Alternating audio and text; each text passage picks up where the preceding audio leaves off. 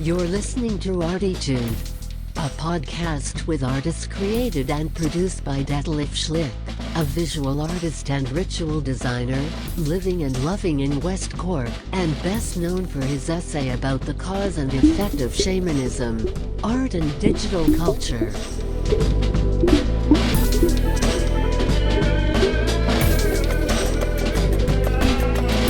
Working in the field of performance, photography, painting, sound, installations, and film, he will dive and discover with us and a weekly creative guest into the unknown and exciting deep ocean of the creative mind.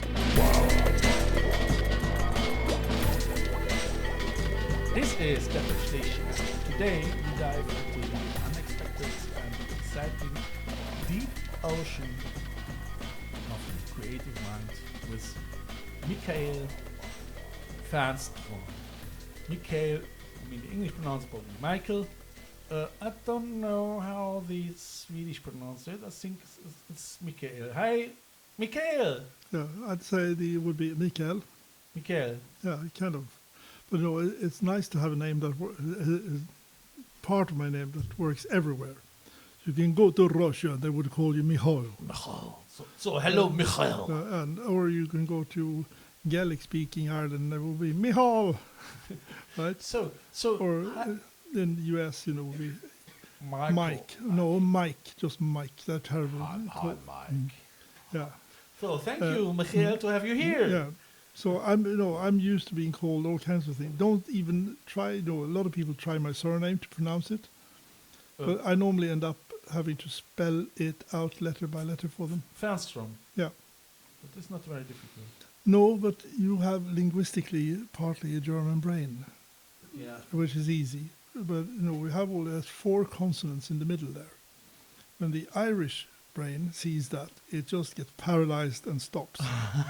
Honestly, it's so weird. You know what? I just started learning Japanese with my lovely friend Maria Mukarami. Hi Maria, just greetings from here, because she was in my last show, part of it, and I'm in my first lesson with Japanese because my podcast they learn actually in Japan English with this podcast, which is quite interesting. And I was already on peak position 16, which is not too bad. So hi my dear Japan listeners. Next time I might say hello already on Japan. I'm just starting. Ichi or mushi mushi. That's hello. Yeah. Ichi is one. Yeah. And I get now the idea why the Japanese have problems with the R. Because we West European we think it's an L, isn't it? If you speak the R. So our ability to pronunciate is so amazing, isn't it? It's because the difference of our lips and our throat and actually our body as organ, where we're gonna come back actually to our body as sound system, because Michael did as well his PhD in sound. What was it in sound and? It was yet another step of little piece of knowledge in what we know about interactive sonic interaction. Sonic interaction. Yeah. So at the core of it, there were many different things I explored. First of all, exploring how much can we hear. So first of all, I did something that has become known as sonic browsing, when we browse with our ears. Yeah. Just as people are used to browse in the shop, but how can we browse with our ears? So that was one experiment that I was running for a good few years.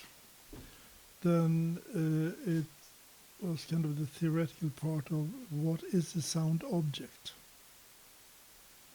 Because a sound object, in that sense, it only exists over time. But there are certain physical properties that what we experience of the world isn't kind of the physics that we know in terms of acoustics. Our experience is something different of a sound. Sure. No, you can tell the difference, between materiality and a lot of things from just hearing a sound, knock, knock, knock, knock, or scratch, scratch. Yeah. You know what that material is, how big it is, how heavy it is. There's so much going on that we normally don't appreciate.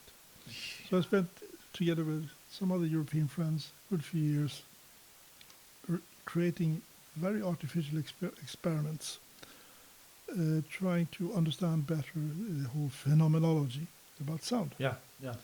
And we arrived at a number of new theories and various things. So what I learned in that then... Like what you hear so far? Make sure you never miss a show by clicking the subscribe button now. What we see... This podcast is made possible by listeners like you. Thank you for your support. Now back to the show. Yeah, I didn't do that part, but you could say... There are others who have written about that even what you hear might affect how something tastes. I can understand that. I can imagine that because the Chinese, they had to develop a different explanation of grapes and of the taste of wine because the taste doesn't a match with taste of Western European taste in terms of wine. But I mean, no, it's the same in any culture. But I mean, even the perception of color visually is culture dependent. Yeah. And while if you come from one culture, you see that's that color, while the people that grew up in that culture, they see 40 different shades of that. Sure, but that is the matter of aesthetic in general, isn't it? Yeah, it's perceptual learning, right? It is so. So anyhow, I ended up looking into particular interest. What interested me at the time still interests me, of course, and explore. And because the last few years we've had these touch screens and phones and how we interact with technology. We use our fingers. But you were already so. Michael, he used to work in the 90s, and that's in the first and second episode, actually more than the first, with touch screens and the idea of it. So he was already quite familiar with this basic ideas. Yeah, that's a home territory. What I was interested in was if we could... The challenge with a touch screen, as we know them today, is that it's just one flat surface for our touch experience. Yes. Well, if you come into your kitchen at night and you know approximately where the light switch is, you're relying on the haptic experience, feeling your hand around, right? Yeah. And the real power of things come when you can see, you can touch, and you get two senses or more combining together. Then the thing becomes real in your mind. Yeah. Okay, so I was working with the idea that we could artificially produce the sensation of friction and haptic touch structure. Artificially? I mean, artificially, by using sound. And that was based on what I had learned before during that research about sound objects. What is a sound object and all that? Like what you hear so far? Make sure you never miss a show by clicking the subscribe button now. This podcast is made possible by listeners like you. Thank you for your support. Now back to the show. So I did a good few experiments in exploring if people could experience friction when using a touchscreen based on sounds. Tiny sounds, friction sounds. I understand that because I came along an article somehow, but I forgot about that. You go on. No, it is very interesting. I mean, the physically way of understanding on human beings has so many different options. When we just begin to understand it a little tiny bit, isn't it?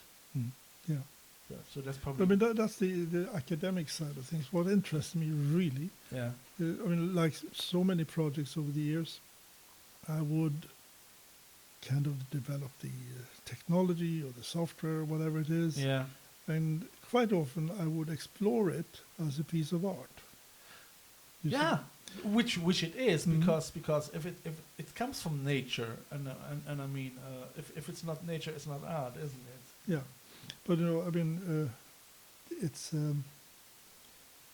quite often when you're creating new stuff, Yeah. there isn't a definite use for that thing yet, right? For yourself as well. I mean, and you have to create the artificial use case or scenario for it. And in my life, that's quite often through artistic Yeah. exploration. yeah, So in the other part of my adult life throughout is, making art. So while I would be making the serious side of sound objects, Yeah. software models and what have you, yeah, perhaps in my normal academic life, I would then explore them artistically in my creative work. yeah. And some of that you've experienced yourself, which is the collaboration between Sean Taylor That's and the me. phenomenological way how Yes. it works. You Yeah. know? That's perfect. I love it. Where sort of, I mean, it's fairly easy for me. If you want the sound object of a sea, yes, I can do that. I can do the sound object of one single water drop. That's just a tiny little piece of code.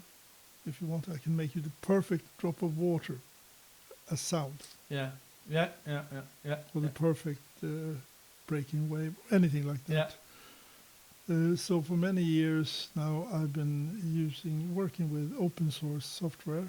For and- instance, What? For instance, which one? Well, I'm mostly working with pure data. What PD for short. PD? PD. And this is the software is for what? It's for sound synthesis, For sounds, for creating sound. creating sounds. Yeah. PD. PD. I never came pure along data. that. PD was created by Miller Puckett, an American academic. Yeah. He's also the guy who created MaxMSP. If you ever heard of that? No. MaxMSP is very popular. That's his commercialized version of the same thing. Maximum. Maybe, but you Hmm. see, it's so I forgot. To put it, all the kids are using MaxMSP because it's nice. It comes with the corporate manual and all the stuff. And What is tutorial. this? This is a People want to do their DJing and whatever. But you also have serious composers. okay. Guys, I'm gonna put that in the description. So if anyone is So anyhow, I've been working with pure data for the last, more or less, let's say 20 years now. yeah, Because it's open source.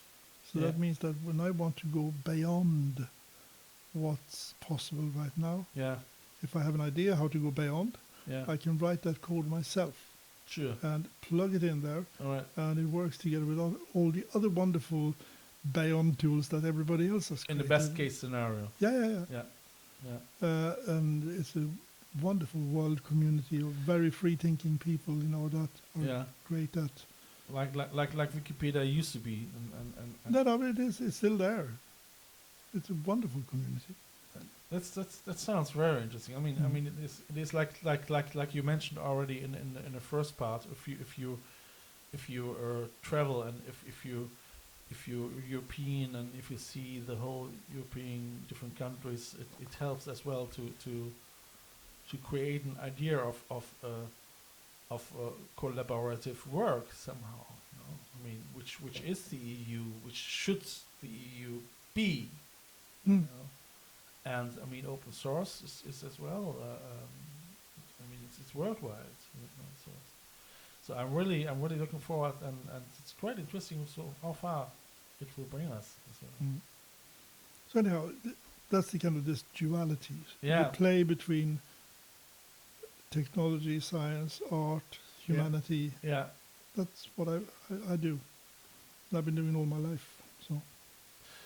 Which is great. I mean, I love it. I must say, I mean, for that, and we had in the second part a short. We start to think about is it for good or not to be part of an institutional person, artist, also being part of an institution as an artist, or can it help you in your creativity or not? And we came to the idea that it helps so far that because we can use a lot of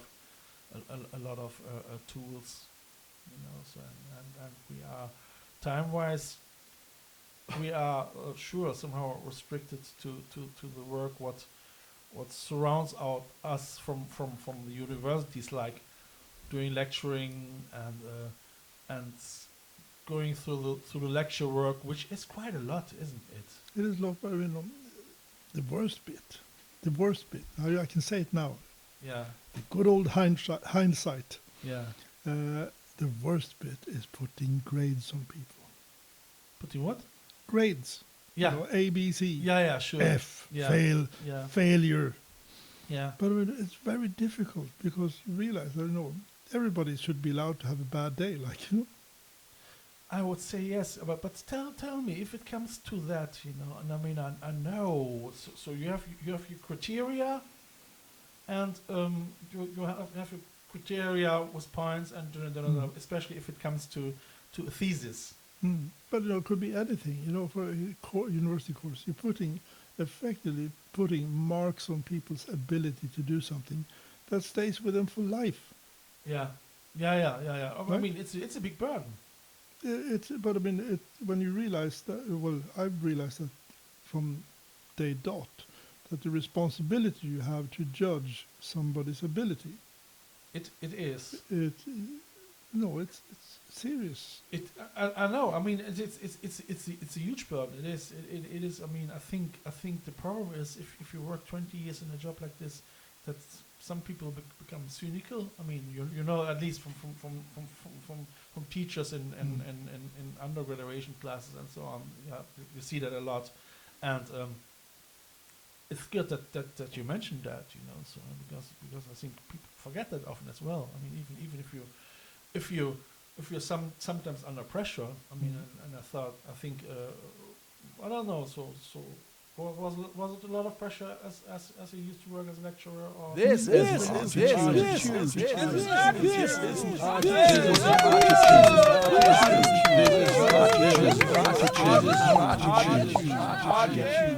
money to keep this institution, this art institution working. I mean, finding money is always a big issue.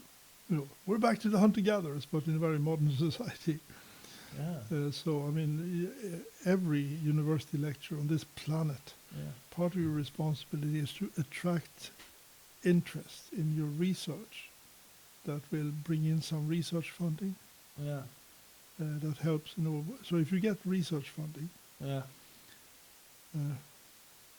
part of it goes, of course, to pay the hotshots, the presidents and the deans, and even not them paying off, for upkeep of buildings, the whole lot. So there's the overhead. So at the end of the day, you get to use perhaps half of the money that came in to do the actual research. But it doesn't do yourself any real financial good, because you're tenured as a lecturer. You have your fixed salary. That's it. So the only thing you can use the money for is buy equipment or pay doctoral students or master's research students to work with you. Yeah. That's what money can be used for. But Yes. you don't benefit financially for getting research grants. I mean, and especially in such a somehow metaphysical art, is it very difficult to convince people, isn't it? Yeah, but I mean, no, it's not that different when you think about it. If we were talking about the free life of being an artist. Oh, So sure. I mean, if you look at the normal sort of, there's one thing if you're lucky and somebody just gives you money because they love your work, right? But quite often you have a customer like an art office or a county council, and while the budget might be, I don't know what, pick a figure. So a project might have a budget of 20,000, but they wouldn't allow you to take out your artist fee more than a couple of thousand for that. Yeah. No. The rest is for your material, for the rent, for the lighting, for travel. Budget is quite low everywhere. Yeah, but I mean, Everywhere. that's the same all over the planet, right? That's.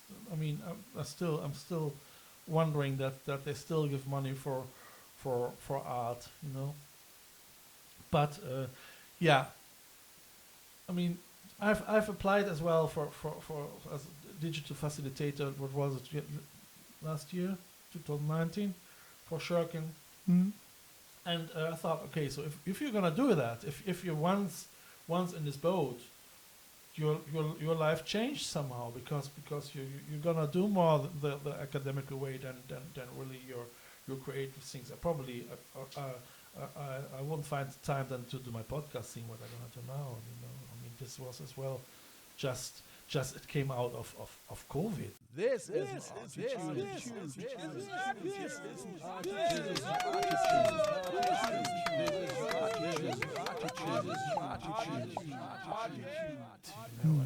And out of this glitch, I mean, I was working on opera before that, and but nobody.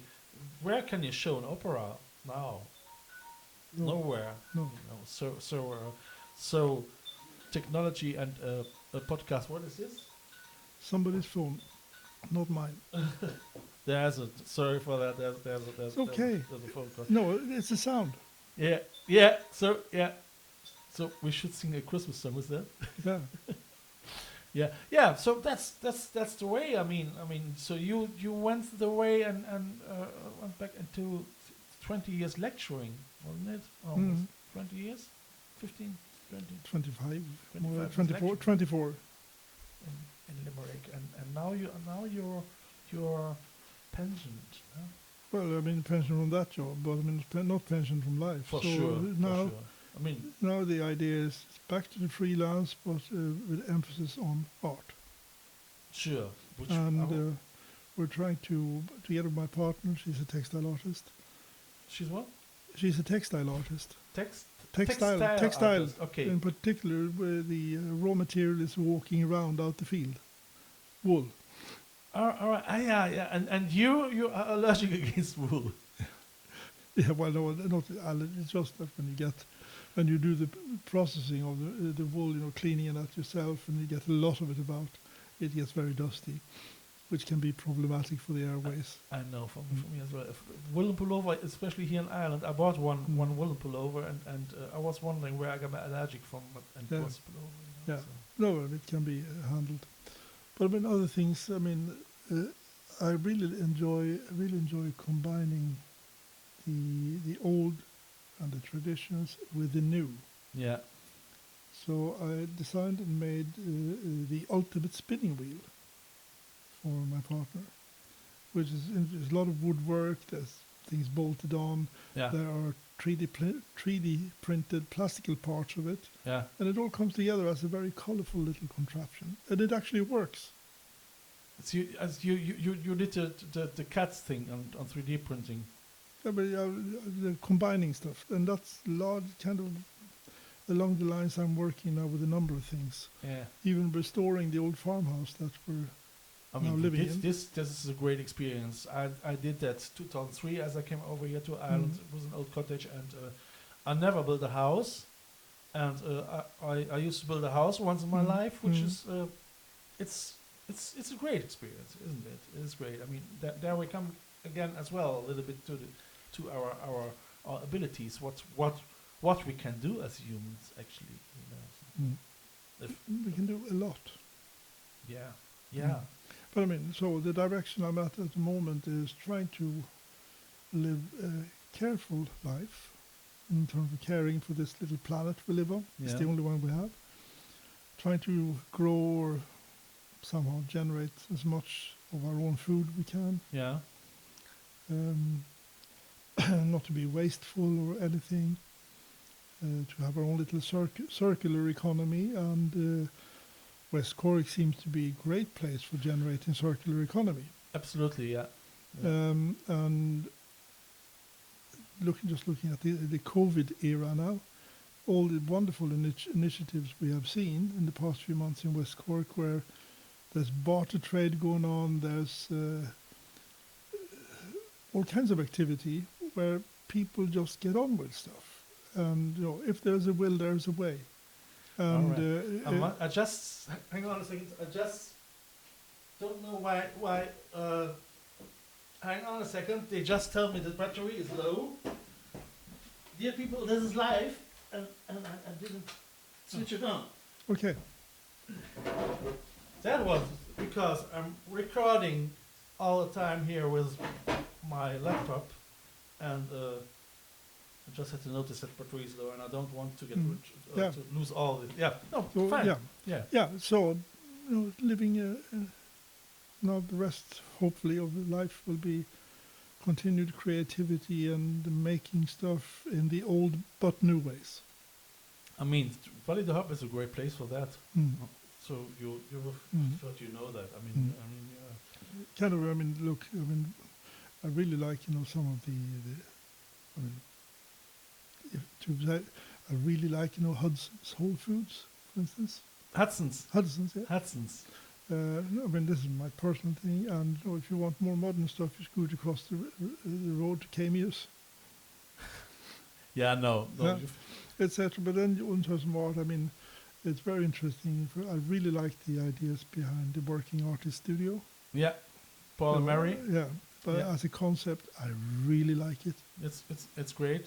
And you have others, and you have an endless number of creative people in every little byway. You have somebody making glasswork or I must painting. say. I mean, next to Paul and Mary, we have in Bali the Hub now an antique shop, and next to the antique shop is Paul's Oasis Cafe. Yeah. And Paul is working his ass off to get his place done as well. His vision is making the whole place as a mosaic where Mary as well as a mosaic worker is working, and we did in the cellar before COVID. I did every second weekend, every second Wednesday, an art movie night over there. So it's a very vivid. It's a nice little community.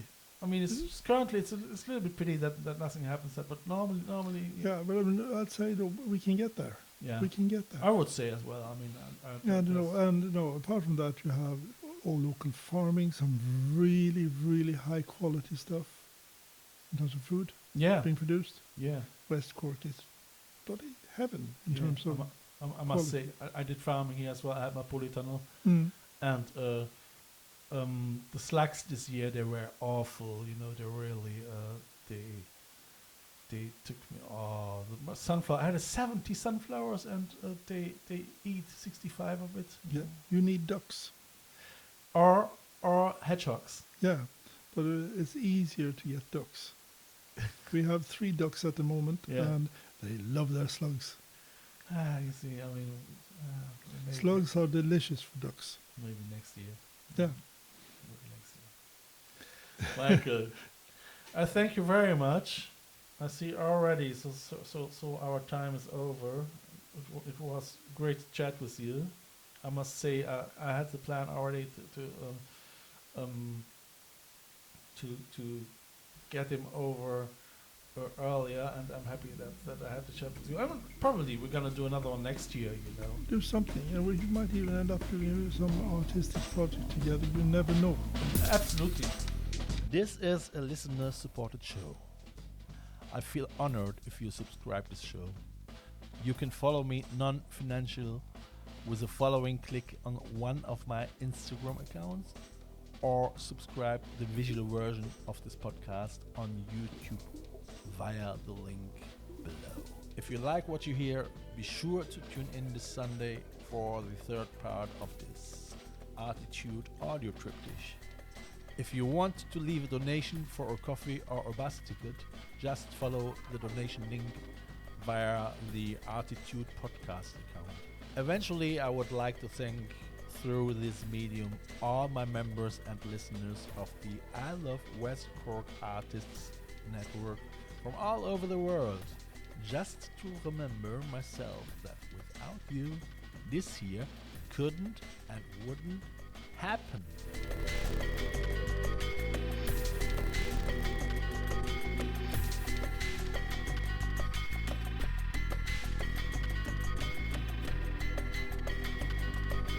You have listened to ArTEEtude, West Cork's first art, fashion and design podcast. ArTEEtude, never so close again. That was too close.